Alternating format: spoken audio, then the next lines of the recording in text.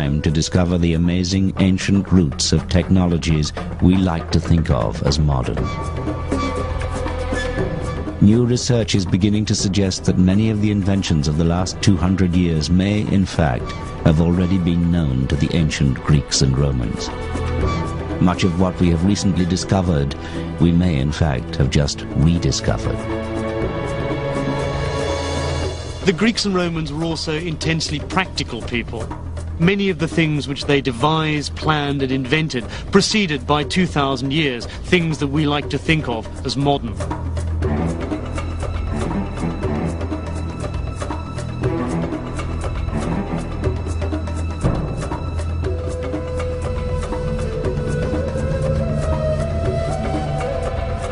At the heart of this story of ancient achievement lies a mysterious and arcane machine, one so complex that many have refused to believe it could have been built by the ancient Greeks. Hidden for centuries beneath the Mediterranean Sea, encased in thick corrosion, it remained an enigma until 20th century science glimpsed inside. What they saw inside astonished them. A mass of gears and cogs, a machine. But what was it for, and who had created it? For 100 years it has been a riddle which intrigued but baffled those who tried to understand the mysterious object known as the Antikythera Mechanism.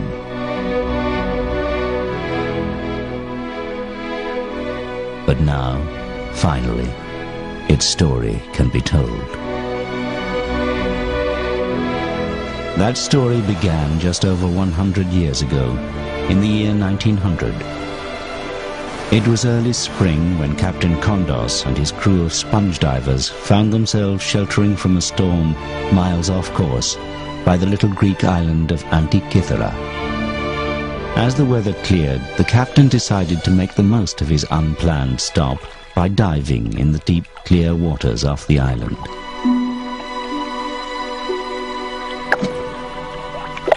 The water was deep, some 200 feet, but then the deep water was where the best sponges were found. But so far down, there was always the danger a diver might return to the surface with the notorious bends. Once in the water, the diver started his first descent. But what awaited him on the bottom were not sponges. As he looked around, he saw what appeared to be dead bodies scattered in all directions. Terrified, he quickly signaled to be pulled back to the boat.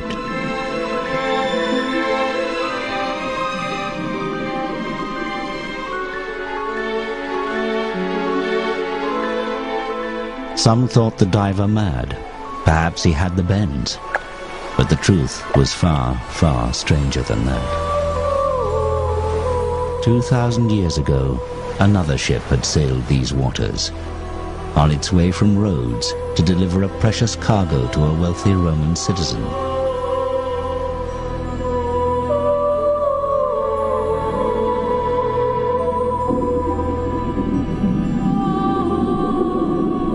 Just like the sponge divers, this ship had also been caught in a storm. She too was driven far off course to the island of Antikythera. But this ship was not destined to survive. Here she sank, and here she still lay.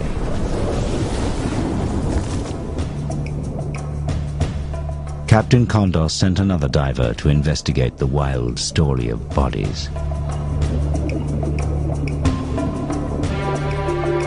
What had at first appeared to be dead bodies were in fact the most beautiful marble and bronze statues imaginable, the remnants of that ancient wreck. Along with the statues, other treasures such as decorated Greek vases and jewelry were winched to the surface.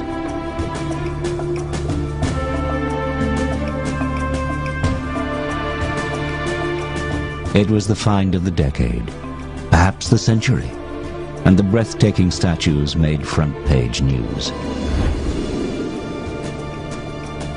One of the most perfect bronzes recovered was named the Antikythera Youth. The piece was universally acknowledged as a work of genius.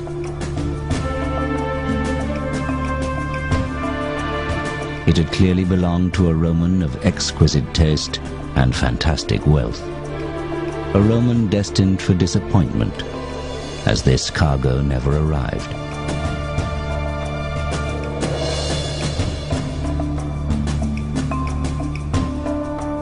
Along with the youth, a find known as the Philosopher's Head were the highlights of the wreck. Two faces that had not been seen by the world for over 2,000 years. But the greatest work of genius from the wreck still lay unrecognized. This rusting lump of corrosion held the key to one of the greatest periods in human history, the Hellenistic period, and perhaps the greatest achievement of that time.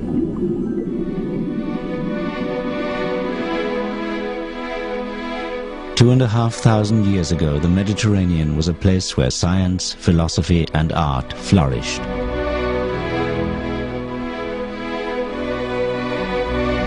The Greeks, known as Hellenes, were living in what many regard as a golden age.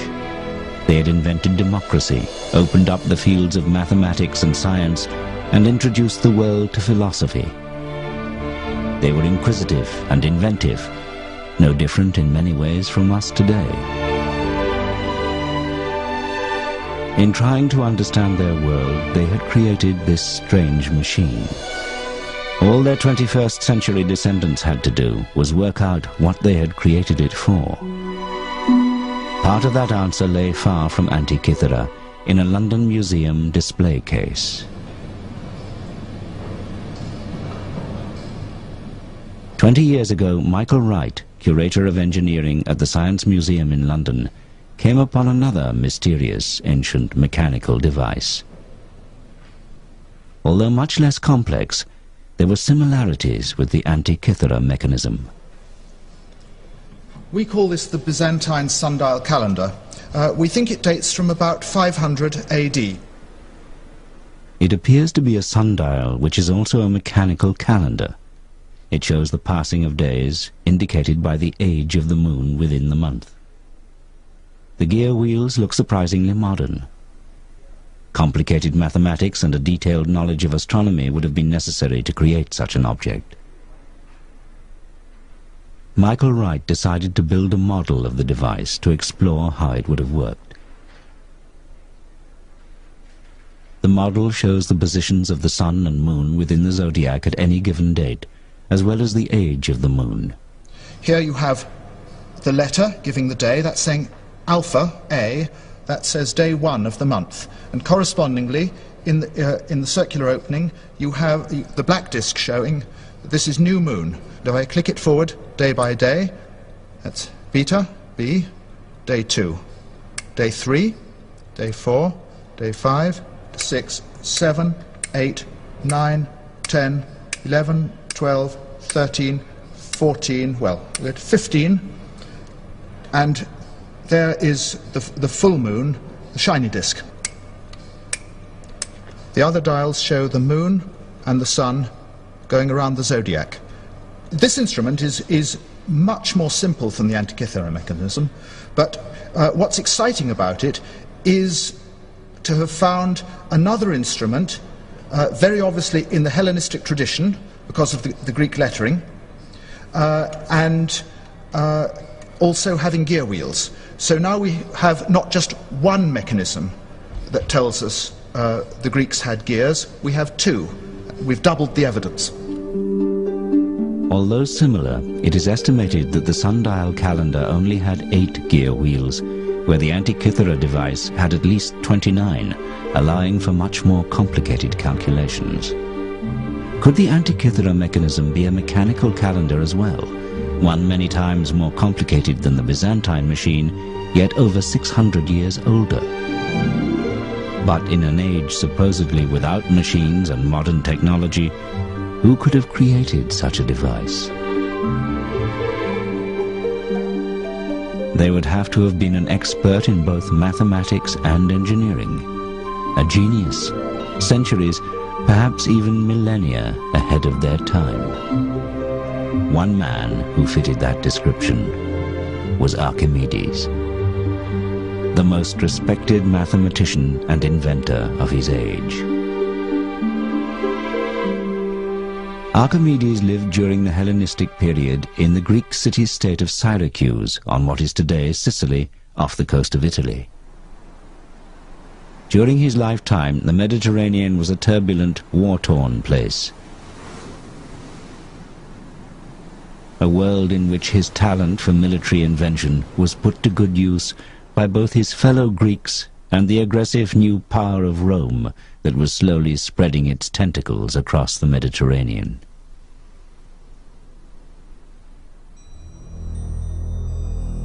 Today, he is perhaps best remembered for the revolutionary invention known as the Archimedean screw, used to move water or seeds uphill.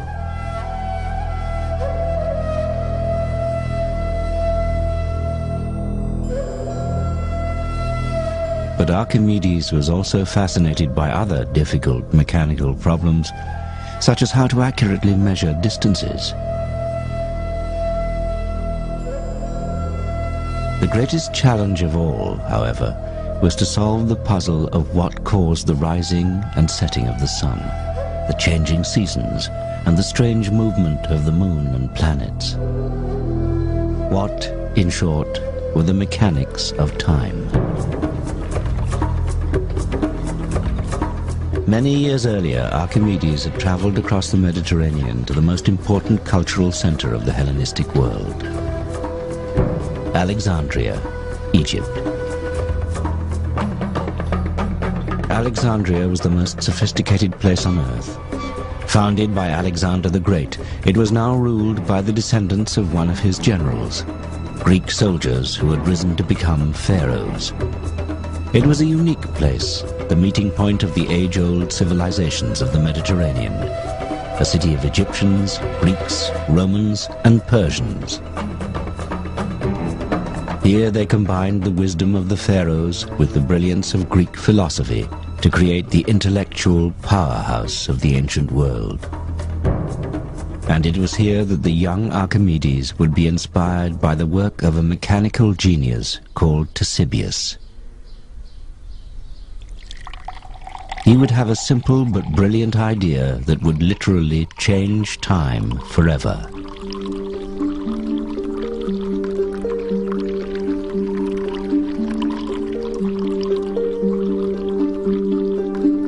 Ctesibius was fortunate to be born in Alexandria, the place where all the knowledge of the ancient classical world was held in one vast library. A place where the great thinkers of antiquity studied, and where shelf upon shelf held the thousands of scrolls recording their work. The library was such a famous institution that people came here from all over the world to learn and invent.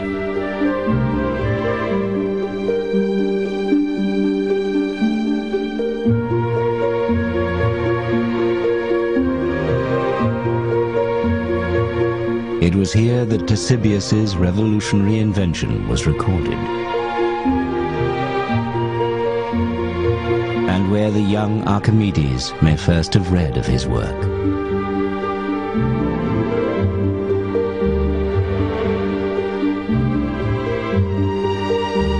Ctesibius is a figure who is often forgotten in history, yet his work paved the way for a technical revolution, the measurement of time.